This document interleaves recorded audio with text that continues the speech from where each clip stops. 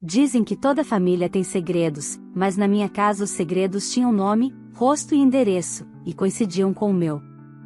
2 dias antes do jantar de Natal, fui até a casa dos meus pais acreditando que seria apenas mais uma visita rápida. Enquanto guardava minha bolsa no corredor, escutei risadas vindo da sala, só que não eram risadas comuns. Eram calculadas, ensaiadas, cruéis. Meu nome estava no centro da conversa. Ali, parada atrás da porta, descobri que meus pais e minha irmã planejavam algo terrível para mim, algo que envolvia todos os convidados do jantar. Eles queriam transformar a minha dor em entretenimento. Naquele instante, percebi que aquela noite não seria apenas uma comemoração, seria uma virada. E, ao contrário do que eles esperavam, quem virou o jogo fui eu. Quer saber como tudo aconteceu? Então escute até o final. Olá, seja bem-vindo ao canal Histórias Surpreendentes, curta e se inscreva nesse canal, aproveite e ative as notificações. Comente aqui de qual cidade você está assistindo, vou adorar saber e deixar um coração no seu comentário. Desde criança, eu aprendi a me virar sozinha. Enquanto minha irmã, Bianca, era tratada como a joia rara da família, eu era apenas a filha que se virava com o que tinha. Cresci ouvindo que Bianca tinha futuro, que nasceu para brilhar, que era linda, talentosa, especial. E eu? Eu era a que estudava demais, a que trabalhava demais, a que não sabia se divertir. Mesmo tendo me tornado enfermeira, profissão que exige força, dedicação e amor, meus pais nunca demonstraram orgulho. Ao contrário, Bianca podia fracassar à vontade, ela sempre recebia aplausos. Eu podia vencer na vida, e ainda assim recebia silêncio, críticas veladas e comparações disfarçadas de brincadeiras. Às vezes eu tentava acreditar que era exagero meu, que a preferência era só impressão da minha cabeça.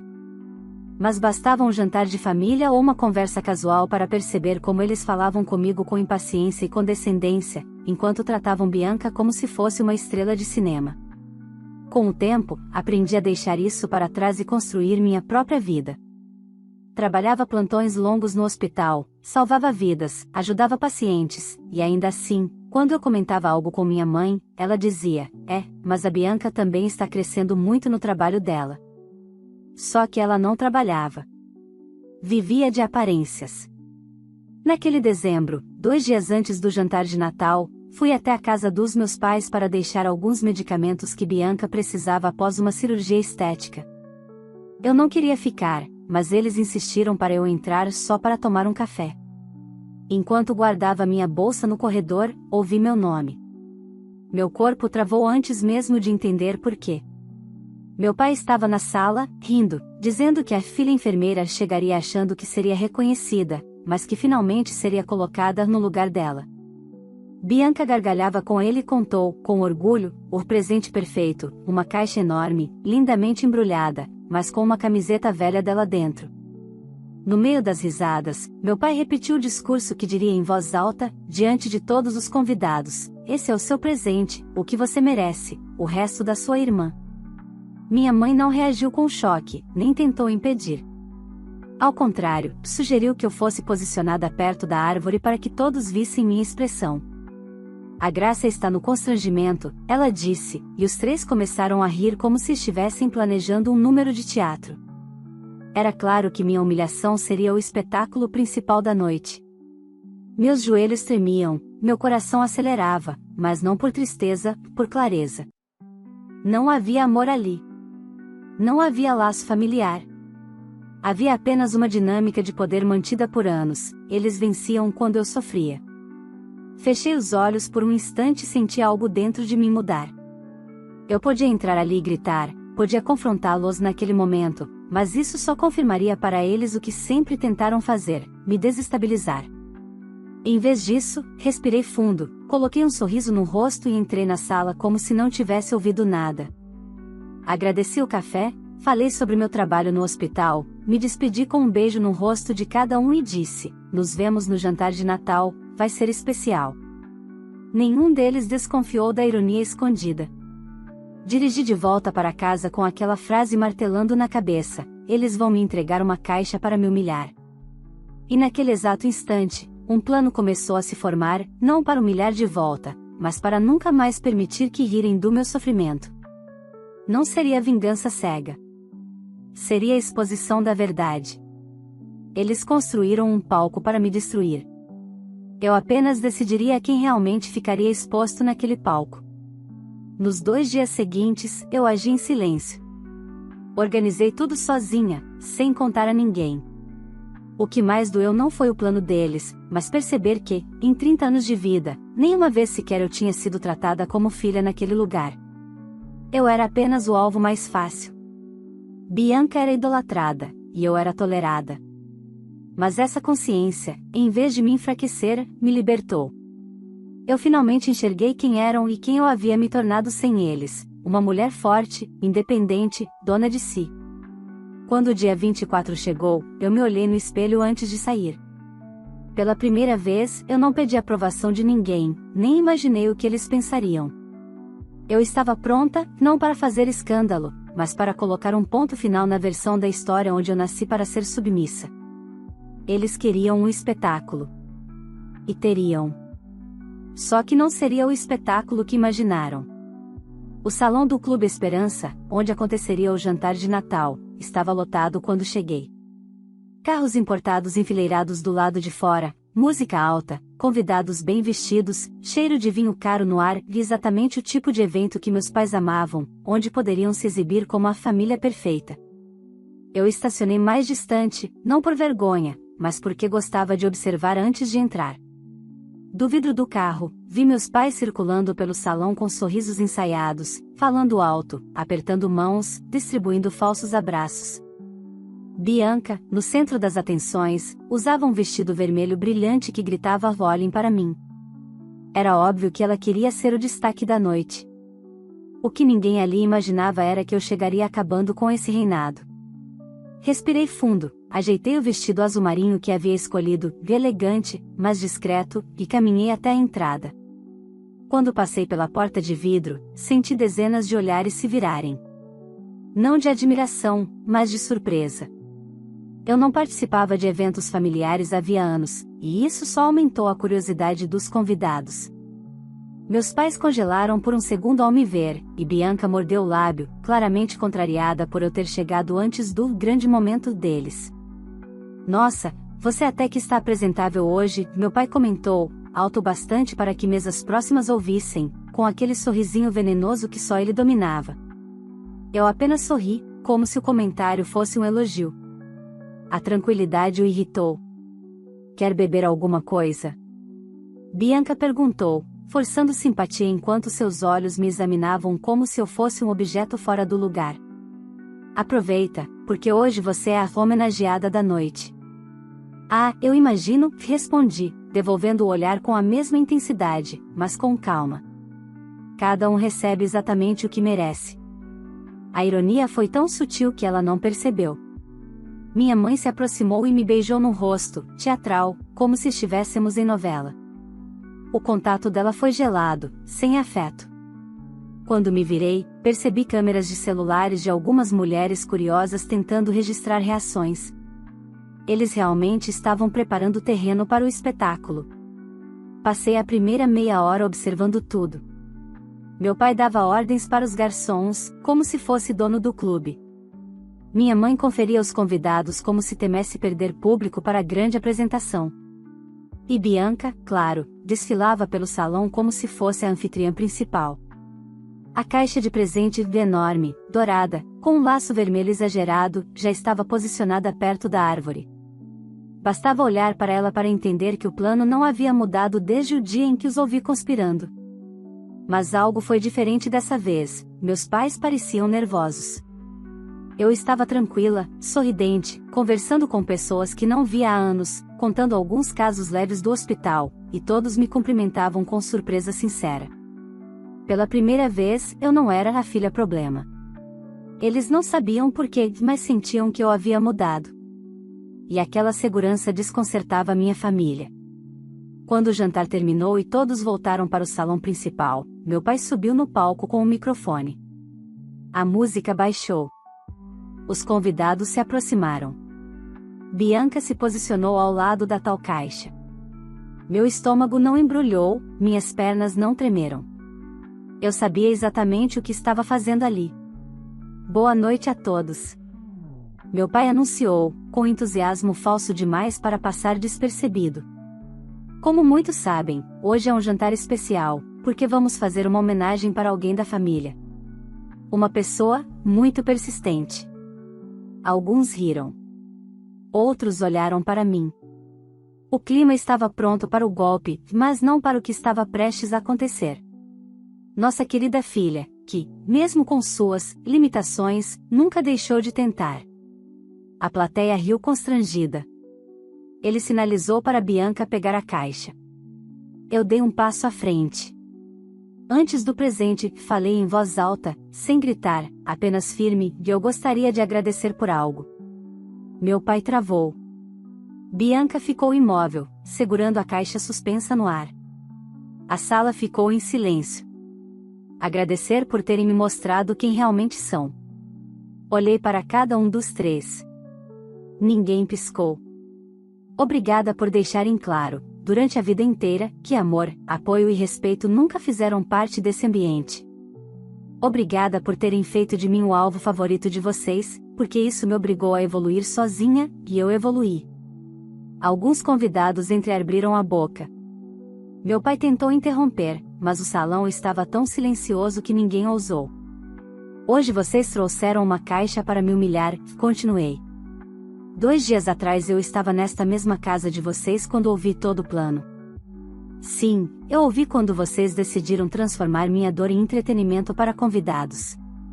E hoje, eu vim deixar claro que ninguém aqui vai rir de mim. Criou-se um silêncio denso, pesado, daqueles que antecedem uma tempestade. Então, finalizei, se vocês querem espetáculo, vão ter. Mas vai ser o espetáculo da verdade. Meu pai empalideceu. Bianca perdeu a cor. Minha mãe levou a mão à boca. E naquele instante, todos perceberam que a filha que sempre foi o alvo, estava ali para virar o jogo. O impacto das minhas palavras parecia ter congelado o salão inteiro. Ninguém se mexia, ninguém respirava fundo. Era como se todos estivessem com medo de fazer qualquer barulho que pudesse quebrar o momento. E então, com a voz trêmula tentando manter uma pose de autoridade, meu pai aproximou o microfone da boca. Isso é ridículo, ele declarou, rindo nervoso. Ela sempre foi sensível demais, interpreta tudo errado. Brooke, você está estragando a noite de todos. Baixe o tom e aceite seu presente como uma adulta. A plateia se remexeu desconfortável. A insistência dele em prosseguir com a farsa soou tão desesperada que os convidados trocaram olhares incertos. Bianca, ainda segurando a caixa dourada, tremia. Ela nunca soube agir sem controle, e ali, pela primeira vez, não tinha controle nenhum. Já que estamos falando de ser adulta, respondi, calmamente, talvez seja uma boa hora para mostrar a todos aqui o que vocês acharam que ficaria escondido. Meu pai abriu a boca para me interromper, mas eu levantei uma das mãos, com elegância, sem agressividade. O gesto foi suficiente para fazê-lo parar, não porque ele quis, mas porque sentiu que estava perdendo o comando da narrativa ali, diante da plateia dele. Vocês acham que sabem quem são meus pais? Perguntei aos convidados, percorrendo o salão com o olhar. Vocês acham que sabem quem é a família perfeita que sempre aparece em fotos sorridentes? Pois bem. Hoje vocês vão conhecer a versão real. Eu tirei da bolsa um pendrive. Nada extravagante, apenas um detalhe pequeno, mas com peso enorme. Alguns convidados já levantavam seus celulares para gravar, percebendo que a noite tomaria um rumo inesperado. A caixa que prepararam para mim está ali, continuei. Vocês escolheram o presente perfeito para simbolizar o que sempre representaram na minha vida, o resto que sobrou da filha preferida. Mas olhei para Bianca com sinceridade fria, que eu não vim para receber esmolas emocionais. Eu vim para mostrar que, pela primeira vez, vocês vão arcar com as consequências do que fazem. Peguei o microfone das mãos de Bianca com calma. Ninguém me impediu, porque ninguém sabia como reagir. Coloque isso no telão, pedi ao DJ, entregando o pendrive. Ele hesitou por um segundo, assustado, mas meu olhar firme bastou. Em poucos cliques, o grande telão aceso atrás do palco ganhou vida. O volume do som foi ampliado, e a primeira imagem exibida foi a sala da casa dos meus pais, exatamente o lugar onde eu havia ouvido tudo. E então as vozes começaram. A minha mãe, a Graça, está no constrangimento. Ela tem que ficar bem na frente de todos. Bianca, vai ser épico. A cara dela vai valer a noite. Meu pai, em risadas, a filha perfeita recebe o melhor. E a outra recebe o resto. É o papel dela desde que nasceu. O salão inteiro reagiu ao mesmo tempo. Gritos abafados, mãos na boca, olhares chocados. O que começou como choque logo virou indignação. Pessoas que admiravam meus pais estavam atordoadas, outras, antes invejosas do modelo de família, agora olhavam como se tivessem sido enganadas por décadas. As vozes no vídeo continuaram, detalhando exatamente como seria feita a humilhação, palavra por palavra, assim como eu tinha ouvido. Meu pai partiu para cima do DJ aos berros, tentando arrancar cabos, desligar o sistema, alegando montagem, mentira, perseguição. Mas havia outra coisa acontecendo no salão, celulares levantados, gravações, vídeos sendo transmitidos em tempo real para redes sociais. Não havia mais como impedir. Querem chamar a polícia? Perguntei alto. Ótimo. Chame.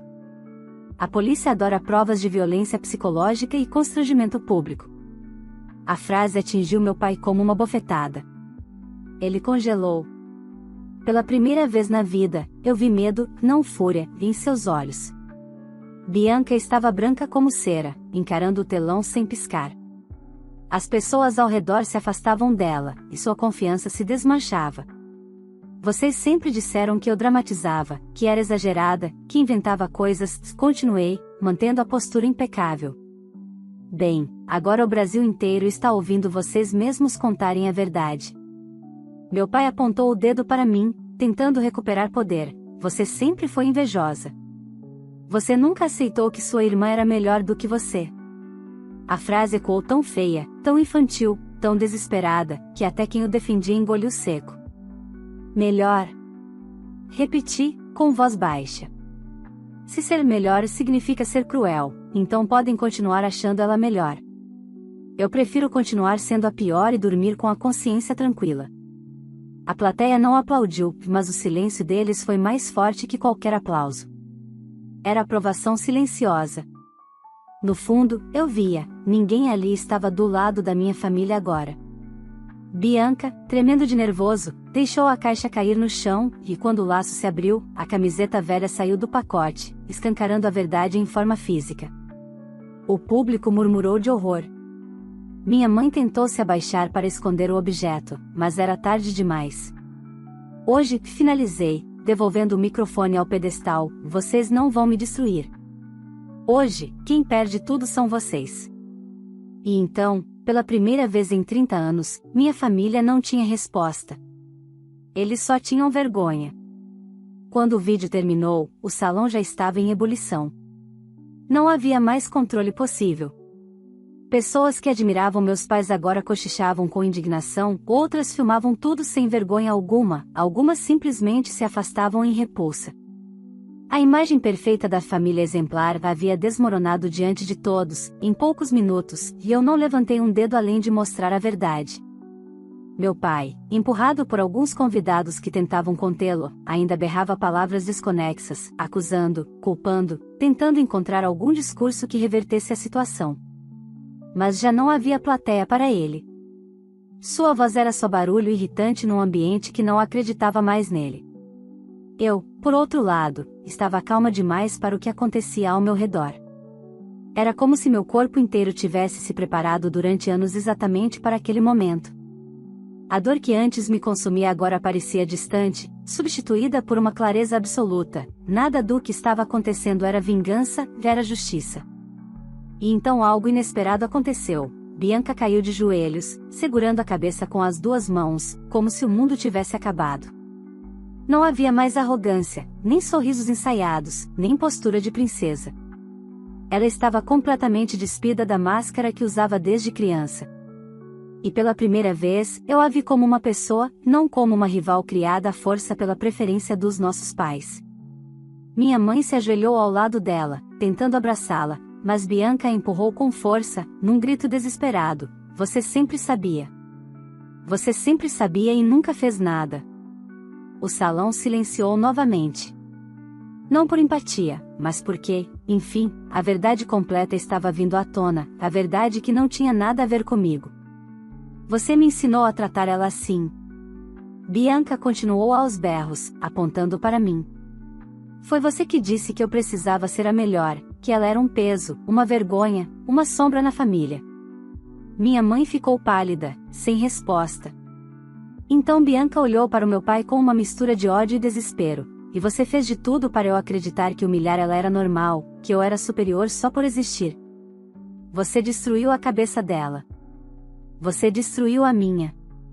O público assistia com as mãos cobrindo a boca, sem acreditar no que via. Não era só uma família em conflito, era o colapso psicológico de uma estrutura que existiu por décadas.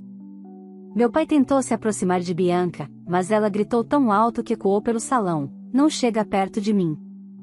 Ela estava quebrada. E por um segundo, apenas um segundo, eu pensei em ir até ela. Mas imediatamente algo dentro de mim me impediu. Eu não era a cura dela. Nunca fui. Suspirei fundo e dei alguns passos para trás, saindo do centro do palco. Nesse momento, alguém tocou suavemente em meu ombro. Era Dona Sônia, uma vizinha das antigas, uma das poucas pessoas que sempre me tratou com respeito. "Filha, você não precisa ficar aqui", ela disse baixinho, como se estivesse cuidando de mim. "Você já mostrou tudo. Você já ganhou." Ganhei. Foi a primeira vez na vida que aquela palavra fez sentido para mim. Mas eu não podia simplesmente ir embora, ainda havia algo que precisava ser dito. Não para me vingar, mas para encerrar uma história que começou quando eu nasci. Peguei o microfone novamente, com calma. O salão inteiro voltou a prestar atenção, como se estivessem assistindo a um desfecho inevitável. "Eu não estou aqui para ver vocês caírem", falei, olhando para meus pais. "Estou aqui para dizer que nunca mais vou permitir que façam comigo o que fizeram por anos.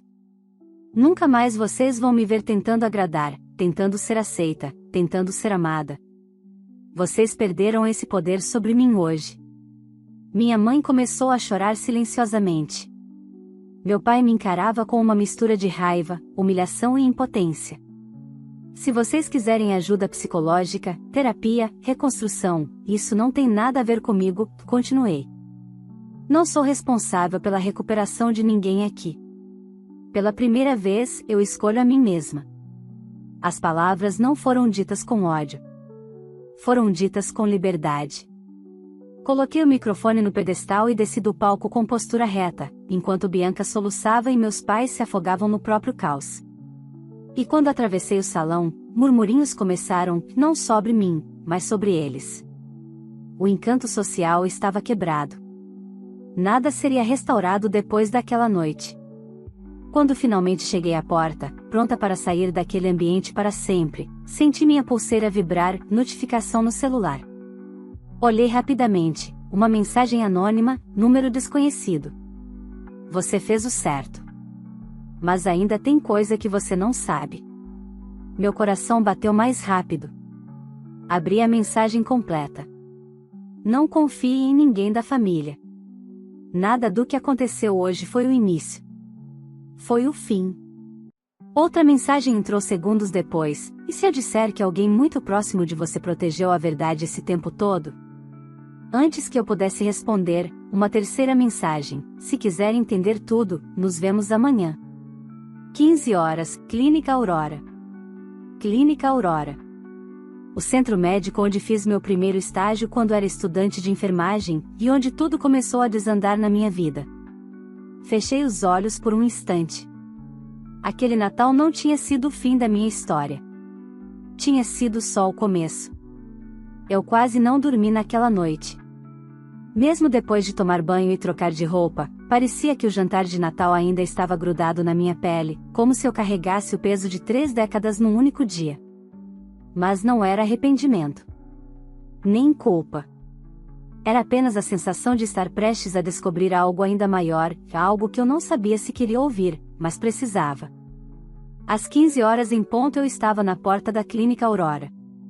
O lugar estava exatamente como eu lembrava, paredes claras, cheiro de desinfetante e lavanda, o som distante de passos apressados pelos corredores. Ali foi onde comecei minha carreira, ainda como estagiária.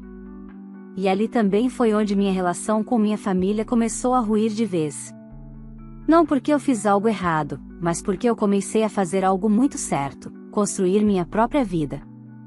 Quando informei meu nome na recepção, a atendente pareceu já estar esperando. Sem questionar nada, me acompanhou até uma sala reservada. O coração acelerou. Eu estava preparada para qualquer coisa. Ou pelo menos era o que pensei. Quando a porta se abriu, senti meu corpo travar. Sentado à mesa, aguardando, estava André. Sim, o André. O estagiário com quem trabalhei naquele hospital anos atrás. O colega que parecia meu amigo até o dia em que, do nada, desapareceu da minha vida. Alto, calmo, olhar profundo, mais maduro, mas ainda com o mesmo ar misterioso. Durante anos eu acreditei que ele tinha simplesmente se afastado. Agora descobria que havia sido ele quem mandou a mensagem. Obrigado por vir, ele disse, levantando-se. Por um instante, seu olhar percorreu meu rosto com uma mistura de alívio e preocupação. Eu não respondi. Eu só queria ouvir o motivo de tudo. Ele respirou fundo. Eu acompanhei o que aconteceu ontem. E eu sei que para você foi libertador, mas sinto muito mesmo assim. Aquela delicadeza me desconcertou. Eu estava pronta para confronto, não para compreensão. Por que você me chamou? Perguntei, indo direto ao ponto. Ele puxou uma pasta grossa de dentro de uma mochila. Porque tem algo sobre a sua família que você precisa saber. Algo que envolve você, e envolve a minha saída da sua vida anos atrás. Eu senti o estômago revirar. Ele abriu a pasta, revelando documentos, e-mails impressos, comprovantes de depósitos, laudos médicos, relatórios. Precisamente organizados, não era amadorismo, aquilo tinha sido investigado com cuidado. Deixa eu explicar desde o começo, continuou. Quando trabalhamos juntos na Clínica Aurora, seu desempenho chamava a atenção de todos. Mas houve alguém que se incomodou muito com isso. Alguém que não queria você crescendo, nem independente, nem admirada. Eu gelei. Eu sabia exatamente de quem ele falava, meu pai. Ele começou a aparecer aqui, André continuou, dizendo que você era emocionalmente instável, que precisava ser olhada de perto, que talvez não aguentasse o estresse da profissão. Ele queria criar um histórico para te descredibilizar, caso um dia precisasse te derrubar. A respiração ficou pesada. Eu me lembrava vagamente de boatos na época, cochichos, olhares estranhos, e agora tudo fazia sentido. Só que tinha um problema, André continuou, me olhando diretamente. Eu trabalhava com você. Eu sabia que nada daquilo era verdade. E eu denunciei discretamente o que ele estava tentando fazer. Eu achei que estava protegendo você. Meu coração disparou. Uma mistura de choque, raiva e gratidão. E foi por isso que você sumiu? Perguntei, a voz falhando. Não foi escolha minha, e ele respondeu com sinceridade angustiada. O seu pai me encontrou antes que eu pudesse falar com você. Ele ameaçou destruir minha carreira, expor minha família, inventar denúncias contra mim. Eu tentei resistir, mas ele foi longe demais. Ele empurrou um papel para mim. Era um comprovante de depósito, na conta de um supervisor da época. Meu pai havia comprado o cargo do homem que poderia prejudicar André. Ele fez um acordo, e explicou. Eu saía da sua vida e não contava nada, e ele não acabava com a minha. Uma raiva fria percorreu meu corpo, não raiva de André, mas de finalmente compreender toda a dimensão do controle do meu pai. Ele não só me diminuía em casa, ele tentava fechar qualquer porta que pudesse me levar para uma vida livre da família. Mas por que agora? Perguntei, ainda tentando decifrar o que ele realmente queria me dizer. Porque ontem, Quando você expôs tudo, eu finalmente entendi que seu pai não tem mais como te atingir, respondeu. E porque tem uma coisa ainda mais importante que você precisa saber. Ele tirou uma foto do envelope. 3 pessoas nela, 2 bebês recém-nascidos, e minha mãe, segurando um bebê em cada braço. Você tem uma irmã gêmea, André disse com clareza, e essa irmã não é Bianca. O mundo girou. Eu senti o chão sumir. Como? Como assim? Sua mãe teve 2 filhas no parto. Você e uma outra menina. Só que seu pai achou que seria mais vantajoso criar a Bianca, filha da irmã da sua mãe, que foi abandonada pelo namorado e não tinha como cuidar dela. A troca aconteceu no hospital. Você ficou, porque era filha biológica deles. A outra bebê foi entregue para outra família. E Bianca foi registrada como filha deles. Eu não conseguia respirar. Eu passei uma vida inteira lutando contra uma irmã que nem era minha irmã de sangue. E o pior, André completou, é que essa outra menina está viva. E seu pai sempre soube. Ele manteve contato com a família que ficou com ela. Pagou para nunca ser revelado. Ele empurrou para mim outro papel. O nome dela. O endereço. A cidade. Minha outra irmã. Minha irmã de verdade. Meu corpo tremeu, não de fragilidade, mas de impacto. O mundo inteiro da minha família era ainda mais podre do que eu imaginava. Cada elo, cada ferida, cada humilhação, agora ganhava novas proporções. Achei que você merecia saber, André concluiu. Eu fiquei em silêncio por longos segundos. E então, falei devagar, sim. Eu merecia. Levantei-me da cadeira, peguei os documentos e caminhei até a porta.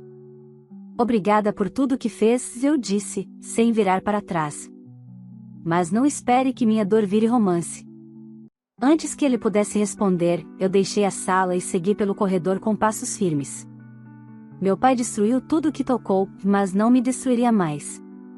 E agora existia uma verdade ainda maior diante de mim. Uma irmã perdida. E um acerto final que ainda precisava acontecer. Nos dias que se seguiram após encontrar André e descobrir a verdade sobre minha irmã perdida, minha mente parecia funcionar em 2 velocidades ao mesmo tempo, uma racional, analisando fatos, documentos, datas, outra emocional, tentando assimilar o impacto de tudo. Eu não tinha só exposto meus pais. Eu tinha arrancado uma máscara que eles esconderam do mundo por 3 décadas. E por trás dessa máscara havia algo ainda mais cruel do que favoritismo, roubo de identidade, abandono e manipulação desde o meu nascimento. O primeiro impulso foi pegar o carro e ir atrás dela imediatamente. Mas eu respirei fundo. Eu não iria para cima de ninguém com carência ou desespero, que eu não era mais aquela garota. Então esperei 2 dias, organizei minha mente e marquei uma viagem. A cidade era pequena, no interior de Minas Gerais, casas simples, ruas tranquilas, uma praça com uma fonte antiga. Nada lembrava os salões luxuosos onde meu pai gostava de ser admirado. Era quase irônico que a vida que ele tentou evitar para impedir escândalos tenha sido justamente a que proporcionou estabilidade e afeto à minha irmã. O nome dela era Marina. Quando estacionei em frente à casa, minhas mãos estavam suadas. Eu sabia que minha história estava prestes a mudar de novo. Toquei a campainha. Os segundos pareceram horas. Até que a porta abriu, e lá estava ela. O choque foi imediato. Não porque ela se parecia comigo fisicamente, mas porque ela tinha meu olhar. Um olhar que não se deixa dobrar pelo mundo. Forte, resiliente, silencioso e profundo. Ela franziu levemente a testa, surpresa, talvez tentando identificar de onde me conhecia. Posso ajudar? Perguntou com voz calma. Meu coração apertou, mas minha postura se manteve firme. Sim. Meu nome é Laura. E eu acho que nós precisamos conversar. Contei tudo. Sem exageros. Sem enfeites.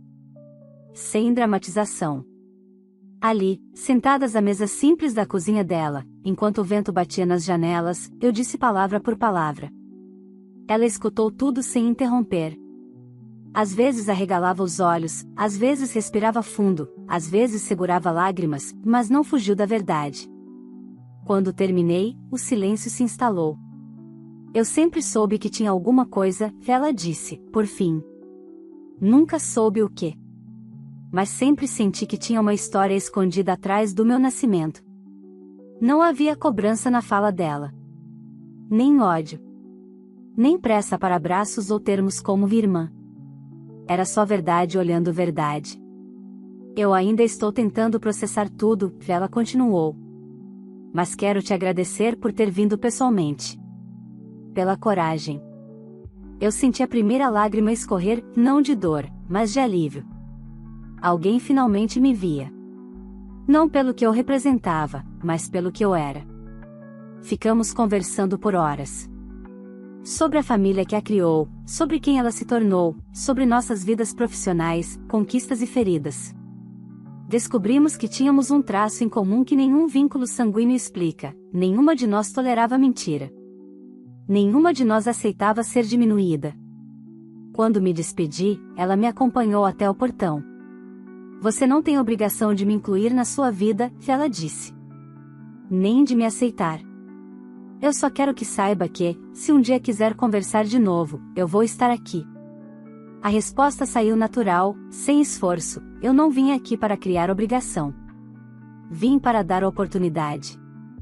Marina sorriu, com um sorriso cheio de dignidade, e isso já valia a viagem inteira. Voltei para minha cidade com uma certeza profunda: eu não precisava mais procurar amor onde ele nunca existiu. A repercussão do jantar de Natal durou semanas. Meus pais tentaram reconstruir reputação, apagaram redes sociais, acusaram de edição de vídeos, comentários maldosos, armação, nada funcionou. Empresas parceiras cancelaram eventos. Convites foram retirados. Amigos desapareceram. Pela primeira vez, eles estavam experimentando o peso da honestidade pública. Bianca tentou me procurar.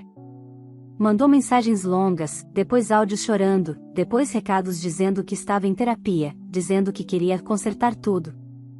Mas eu não respondi. Não por frieza, mas por respeito a mim mesma. Alguns laços não foram criados para ser consertados. Minha mãe também tentou contato. Mensagens curtas, depois longas, depois silenciosas. Eu não apaguei nenhuma, mas não respondi. Amor não é desculpa para destruição. E mesmo que ela tenha sido vítima, também foi cúmplice. Eu a desejava bem, mas longe. Meu pai? Ele nunca entrou em contato. Pela primeira vez na vida, ele teve que lidar com consequência, e consequência dói mais em quem nunca conheceu. A parte mais inesperada foi perceber que, mesmo depois de tudo, eu não estava com sede de vingança. Eu não queria destruir mais ninguém. Eu só não permitiria nunca mais que me destruíssem. Voltei para o trabalho no hospital com um novo olhar. Eu não era mais a enfermeira que tentava provar valor. Eu era uma mulher que sabia o próprio valor. Colegas percebiam. Pacientes percebiam. Eu percebia. A vida finalmente era minha. 2 meses depois, recebi uma notificação no celular. Uma nova ligação de número desconhecido. Não atendi. Não tenho mais espaço para histórias velhas. Mas veio uma mensagem: seu pai está perguntando se você pretende visitá-lo. Eu apaguei sem ler até o fim. Minutos depois, outra mensagem chegou. Dessa vez de Marina: passei perto da sua cidade hoje. Pensei em você. Obrigada por ter batido na minha porta. Eu sorri. Estava claro quem merecia ficar e quem merecia ir. Quando deitei naquela noite, percebi algo simples, mas definitivo: não foi o Natal que me libertou. Não foi expor minha família. Não foi descobrir a verdade. Foi escolher a mim. Quando pessoas mostram, repetidamente, quem são, a maior prova de amor que podemos oferecer a nós mesmas é acreditar. Eu nunca mais voltaria para aquela família. E, pela primeira vez, isso não doía. Era liberdade. Se você assistiu até aqui, é porque essa história te prendeu. Então me conta, se estivesse no lugar da Laura, você faria o mesmo? Você teria coragem de enfrentar a própria família, expor a verdade e colocar a sua dignidade acima de tudo, mesmo sabendo que não haveria volta? Quero muito saber sua opinião sincera. Antes de sair, aproveita e apoia o canal, curta este vídeo. Se inscreva e ative o sininho para receber as próximas histórias. Compartilhe com alguém que você sabe que precisa ouvir essa mensagem. E tem mais uma coisa importante, deixa nos comentários de qual cidade você está assistindo. Eu amo saber até onde as nossas histórias chegam e faço questão de dar um coração em cada comentário. Obrigada por acompanhar até o final. E lembre-se, não importa o quanto tentem te diminuir, você tem o direito de escolher a si mesma, mesmo que isso signifique cortar laços com quem mais deveria ter te amado. Nos vemos no próximo vídeo.